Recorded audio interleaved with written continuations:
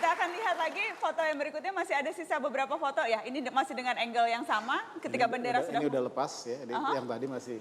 Ini tadi masih dipegang ujung bendera? Itu yang digunakan pada tanggal 20 Februari untuk pertama kalinya disiarkan. Jadi masyarakat untuk pertama kalinya melihat foto-foto proklamasi itu baru tanggal 19 dan 20 Februari 46. Nyaris 6 bulan kemudian. Ya, 6 bulan kemudian baru mereka bisa ngelihat adegan ini. Baik. Ini sudah dilepaskan, yang kita lihat di Harian Merdeka yang tadi sebelumnya, itu adalah yang masih, ujungnya masih dipegang oleh Bu Fat dan SK Trimurti. Tadi Anda katakan pada saat ini lagu Indonesia Raya belum dinyanyikan? Ya, jadi tidak ada dalam rencana menyanyikan lagu Indonesia Raya. Jadi bukan, kalau sekarang kan kita upacara sambil ngerek bendera nyanyi inilah Indonesia Raya. Yang datanya dalam beberapa biografi ya mereka yang hadir itu dijelaskan dua. Apakah selama bendera dikerek itu dinyanyikan lagu Indonesia Raya atau setelah bendera berkibar di atas dinyanyikan lagu Indonesia Raya. Kita tidak tahu jawabannya yang betul yang mana, tapi ada dua informasi tentang menyanyikan lagu Indonesia Raya begitu bendera siap untuk dikibarkan gitu. Saat dikerek atau saat sudah di atas berkibar. Yang jelas sekarang di upacara-upacara yang jelas tidak pernah ada rencana yang mengibarkan siapa. Tidak pernah. Iya, tiba-tiba Latif itu kaget. Diserahkan bendera yang dijahit oleh Ibu Pat, oleh Singgih kalau tidak salah gitu ya, bersama seorang perempuan yang tidak dikenal dari Ika Daigako gitu.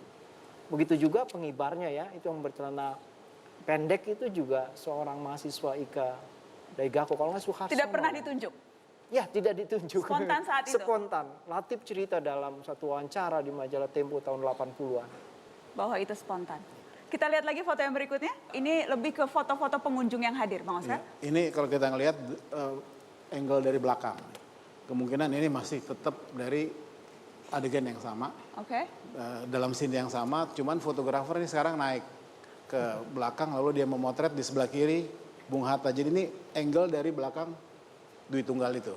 Ini foto pada saat apa? Ini adalah sambutan dari wali kota, wakil wali kota Jakarta ya, Pak Suwiryo. Yang di depan itu? Yang sedang membacakan, lalu hadirin. Di belakangnya kita lihat seperti foto-foto yang ada sebelumnya. Oke. Orang bertanya-tanya apa yang dibacakan Pak Suwiryo pada saat itu. Ada yang bilang dia membacakan susunan keanggotaan KNI, Komite Nasional Indonesia. Cikal bakal dari MPR, DPR ya, wakil-wakil Indonesia yang dipidatokan tadi yang bersidang. Tapi tidak ada yang tahu persis apa sesungguhnya yang dibacakan? Tidak tahu. Tidak pernah tercatat di sejarah? Tidak, hanya Pak Sudiro saja yang menyebutkan kemungkinannya begitu yang dibaca. Jadi orang tidak ada yang ingat? Yang diingat hanya proklamasi dan pidato Bung Karno. Setelah itu sudah lupa begitu ya? Sayang sekali. Baik, foto berikutnya Bung Hatta. Bung Hatta menyampaikan sepatah dua kata. Bung Hatta dalam bukunya apakah bercerita bahwa ia berpidato di tanggal 17 Agustus? Iya, karena ada barisan yang datang telat. Jadi Bung Hatta terpaksa harus berpidato. Karena barisan tersebut pertama datang telat karena mereka kan hanya tahu awalnya informasi proklamasi akan dibacakan di lapangan Ikada. Tapi tiba-tiba tempatnya berubah. Dan dipegang Saan Timur? Dipegang Saan Timur. Dan kemudian barisan itu dua barisan datang terlambat. Pertama Daidanco dari Penjaringan kalau tidak salah. Itu yang keras sekali meminta agar Bung Karno membacakan ulang proklamasi. Dan Bung Karno keluar dari kamarnya dan kemudian bilang nggak ada proklamasi itu dibacakan dua kali. Proklamasi hanya dibacakan sekali tapi untuk selamanya katanya begitu. Nah kemudian dia bersikeras yang datang terlambat ini agar dicarilah apa akhirnya Bung Hatta diminta pidato. Untuk memuaskan orang yang datang terlambat tidak dengan proklamasi. Proklamasi kata Bung Karno tidak mungkin dua kali. Tidak mungkin dua kali, hanya sekali untuk selamanya. Sekali untuk selamanya. Jadi Bung Hatta berpidato. Kita lihat foto yang berikutnya. Ini yang hadir pada waktu itu. Ini yang terlambat juga. Nah, ini ketua rombongan terlambat ya. Ini justru orang yang sangat penting. Siapa dia? Dr. Rajiman. Siapa dia? Dr. Rajiman. Dr. Rajiman, oke. Samratulangi, Tengku Muhammad Hasan di belakang. Ini anggota Tengku PPKI. Muhammad Hasan, Samratulangi, Dr. Rajiman. Iya, Rajiman. Datang terlambat di proklamasi.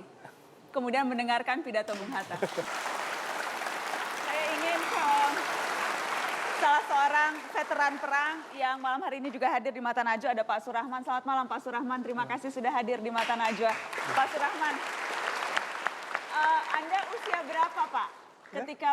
Ketika dibacakan proklamasi, Anda usia berapa Pak Surahman waktu itu? Saya kira-kira 16-17 tahun. 16-17 tahun. Ya. Ketika itu kapan akhirnya Pak Surahman tahu Indonesia sudah merdeka? Tidak langsung tahu pada saat itu kan Pak?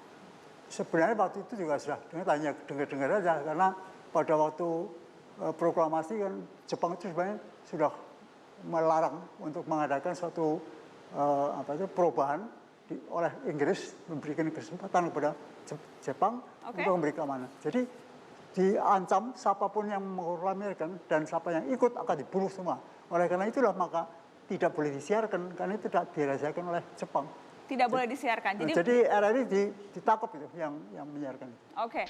Coba bayangkan, apa jadinya Indonesia kalau nggak ada sepotong gambar dari Mendur Bersaudara? Apakah identitas kita hanya bisa digaungkan dengan omong kosong aja?